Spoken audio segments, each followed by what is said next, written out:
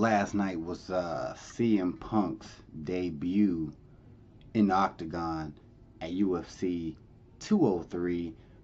Checked it out. Um, it was an interesting night. Actually, the whole card wasn't that bad, man. It was live from Cleveland, Ohio, and if you watch any of my damn videos related to like sports or anything like that, you would know that I'm about 45 minutes from Cleveland. No, I didn't go up there because when I was checking for tickets, the shit was too expensive. So maybe I was looking at the wrong damn spot. But anyway, the bitch was jumping. It was sold out. Maybe I should have went up there. But anyway, the card was pretty good. The first fight I actually kind of missed because my TV was having technical difficulties. But I did check to see who won the first fight. It was that Jessica Andrade. I don't know how to say her last name, but she won, right? Then it was Uriah Faber caught a beat down. Well, it was a decision, but yeah, he caught a beat down. But stuff that stood out to me with the Travis Brown versus Verdum. Travis Brown kind of been shitty ever since he been dating Ronda Rousey. Anybody notice that? So that be on the lookout, man, for a breakup coming. Just shit ain't looking good with the whole. Ever since they came out as a couple, Ronda Rousey caught an L, then he just catching L's left and right. But yeah, it was weird about how Travis Brown hit his finger. Well, he got his finger hit like dislocated or something. He just stopped. And I thought it was kind of funny actually because he was fighting. He just stopped like, motherfucker, whoa, time out, motherfucker. And Joe Rogan was like, motherfucker, you can't do that. You can't just stop because you hurt. How you gonna stop because you hurt in a fight? So that was kind of weird that he just kind of stopped and shit. And Verdum just kept on like, hey, he didn't give a shit. So he kept trying to fight, which he was supposed to do. But ultimately, Travis Brown took a L. And he was kind of salty too at the end. That's why he didn't even stay for the interview and shit. I guess he said, fuck this shit. He going back to his woman, whatever. But yeah, it was a decent fight though. But the crowd didn't like it. Crowd was booing like a motherfucker. But yeah, it was alright to me, you know. Then before that was the big CM Punk debut and shit. Versus Mickey Gall, right?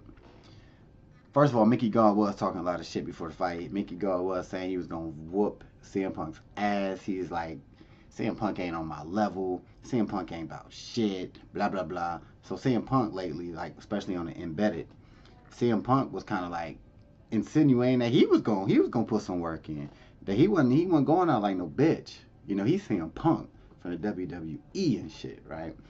And I used to be a big wrestling fan back in the day. Not like in the last like 5 years, but I do know CM Punk was the man in WWE and shit. So I also knew a lot of people tuned in, a lot of wrestling fans tuned in to support CM Punk or hate, but a lot of his fans came over and they was all hyped up and shit like, yo, CM Punk, he the truth. You know, he used to whoop ass in WWE.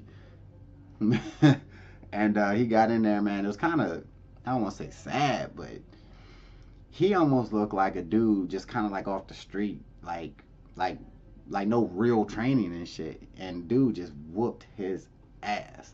Like Mickey Gall, it's almost like CM Punk. It looked bad, like, cause a lot of the fighters before the event was saying that, like, yo, CM Punk out his league and all this shit. And I kind of was in the back of my mind thinking, CM Punk gonna come and he gonna do pretty good. I didn't know if he was gonna win or not, but I thought he would do decent. But no, that wasn't the case.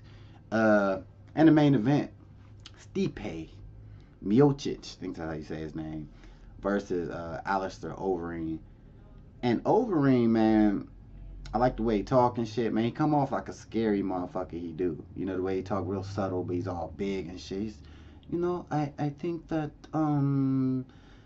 you know, I feel sorry because I'm going to take the belt from Cleveland. I'm going to take the title from Cleveland. And I'm like, yo, Overeem the beast. But when that fight started, boy, I don't know if Stipe was just hyped about the crowd or he just a bad motherfucker. But he beat Overeem down pretty nice. Now, Overeem did knock him down, and it looked like he was in trouble. Yeah, I will say that. Stipe did look like he was in trouble, but nah, man, I guess he wasn't in trouble. And then the fucked up part was after the fight when they was interviewing Overeem, he was like, I thought I made Stipe tap. I thought I made him tap. And then Joe Rogan, man, put him on blast. He's like, all right, you say you made him tap. Well, look up at the monitor and tell me where you seen that shit. So Overeem looking. He's like, I felt him tap. Joe Rogan's like, all right, cool. Let's take another angle from that shit. Show me where you made him tap. He looking. The motherfucker was dazed and confused. You know why? Because Stipe knocked his motherfucking ass out. That's how the fight ended. Stipe knocked his ass out. Referee had to jump in and shit.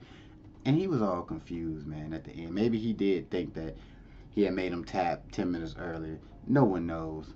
But Stipe did put that work in. And he's still the champ. Simple as that. So, I think it wasn't a bad overall pay-per-view, man. But people wonder about CM Punk. And just like Joe Rogan said, man, you might have to take your ass to the amateurs, man. Drop down, man. Because you kind of got your ass whooped. But so the debut hype is all over and shit. So it was what it was. Decent pay-per-view. All right. Did you see it? If so, let me know what you thought. Yo, I tried to tell them I was cold. I call it the Arctic flow. Automatic rapping, when I spit shit, I just lose control. But they don't wanna see me blow and they don't wanna see me shine. All a nigga really know is I gotta get mine.